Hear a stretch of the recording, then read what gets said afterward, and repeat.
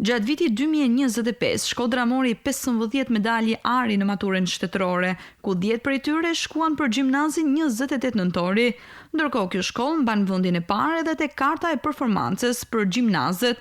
Për drejtuesit e shkollës, kjo është një krenari, por edhe sfidë në mbajtjen e rezultateve edhe për gjatë këtij viti. Është kënaqësi, krenari dhe shumë përgjegjësi. Paret në kartën e performancës, fitues në olimpiadat kombëtare, në pjesëmarrje aktive në projekte dhe normalisht dhe fitues. Çështja metot ishte fitimi 10 medaljeve të arta. Për ne kemi sfidë dhe sfida kryesore është ruajtja e rezultateve të deri tanishme. Tashmë ruajtja e performancës është mbi shpatullat e maturantëve të këtij viti. Me mesatare absolute 10, disa prej tyre tregojnë mbi qëllimet që kanë. Nga njëra anë është një farë përgjegjësie, por nga ana tjetër edhe një farë motivimi që ne të vazhdojmë të mësojmë të mbajmë të njëjtat rezultate të mira dhe të ecim përpara që dhe këtë maturë shtetërore të arrijmë që të renditemi të parët në kartën e performancës. Po përpiqem që të arrij edhe me medaljen e ekselencës, medaljen e nderit,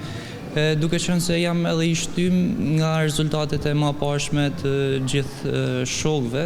Kam arritur të mbaj një mesatar prej 10.0 në të gjitha lëndët dhe këtë vit jam fituese e olimpiadës në rang në fazën e dytë dhe shpresojmë që të kemi një rezultat sa më të mirë, të vazhdojmë rezultatet dhe këtë vit mbajmë një mesatar dhe të jemi pretendentë për medaljet e artë. Shkolla 28 nëntori vijon që të ketë rezultatet më të larta në Shkodër, ndërkohë që renditet si një prej gjimnazeve më të mira edhe në rang kombëtar.